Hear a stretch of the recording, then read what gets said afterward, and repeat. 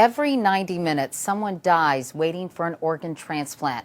Today, about 87,000 Americans are on the waiting list for a new kidney. But now a unique approach allowing donors and recipients to pay it forward is making more organs available. This week, the longest donor chain yet is starting and is expected to save the lives of 28 people.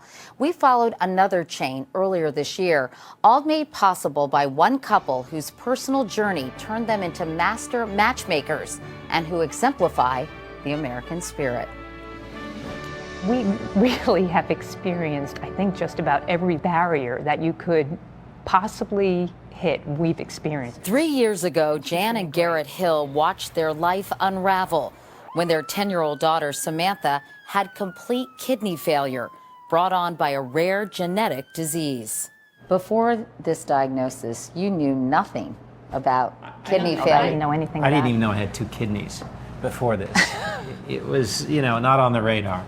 They began a frantic search for a kidney. Samantha finally found a good match from her 23-year-old cousin. But the experience inspired Hill to help other desperate families. These are the centers that would be involved in the swap. He applied his skills as the CEO of a software company to launch the National Kidney Registry, the largest national database of living donors in the country. The bigger the swap you can get done, the more people can get transplanted faster. Today, his database holds nearly 100,000 records of people who need kidneys and their loved ones willing to give up one of theirs to anyone who promises to keep the donor chain going. You never know where it's going to take you, or what hospital, what patient, what donor. That's the fascinating thing. You don't know where it's going to go. That's what we found when we went inside one of their swaps that saved 10 lives in 3 states, 20 surgeries in all, most of them happening over a 6-day period. Every day that got closer, I got more excited. It all started with this man, Max Zapata from Clovis, California, who kicked off this chain as the Good Samaritan donor. He gave a kidney, expecting nothing in return. I just really felt that it was something that I needed to do in my heart, that I didn't know where it would go, but I knew that it would be something that would help someone out. His kidney went to this patient, 25-year-old Laura Amador, a vibrant college athlete whose lungs and kidneys were failing as the result of a rare autoimmune disorder. I was scared, I was terrified. How does somebody go from, this active, college life to 1 minute I can't walk? Laura got Max's kidney because her brother Paul agreed to donate his kidney to another stranger, Kirk Larson, a 45-year-old geologist. She's my ticket to the party. Yeah. His wife Teresa will donate her kidney to someone on the other side of the country. You just need to autograph my kidney. Right, so X marks the spot. The more involved you get and the deeper you get into the process, it's a totally exciting experience, really.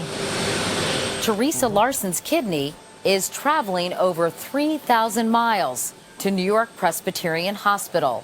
Mr. Gelman, hi. To save a spry 83-year-old lawyer from Long Island, probably too old to have received a kidney off a normal waiting list.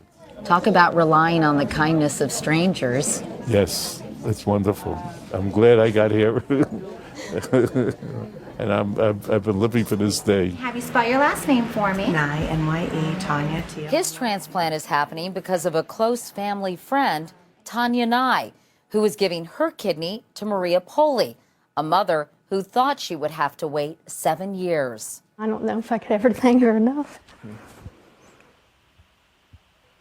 Because it is hard to not be able to do things with your kids when you want to. And so the chain of life continues. From Maria's husband, John, to Simeon. From his son, John, to Lee. From his daughter, Lauren, to Daniel. From his friend, Clint, to Fred. From his wife, Yvette, to Greg. Greg's uncle, Johnny Guarnez, is donating to the last patient in this chain, Mindel Faustino. Mr. Faustino. He expected to die waiting, but received a call that Johnny was his perfect match. I hope there's a lot more men like him. What we're doing right now has more impact than anything I've done, ever. I have no words to express my gratitude. You're the most marvelous person in the whole world. Thank you for for letting us be a part of this kidney chain, Father. A year after Max Zapata kicked it off, all 10 patients are doing well. May it go on forever.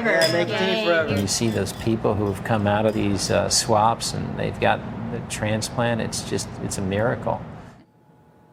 Isn't that fantastic? And if you'd like to learn how to be part of a kidney chain, you can go to our website at cbsnews.com.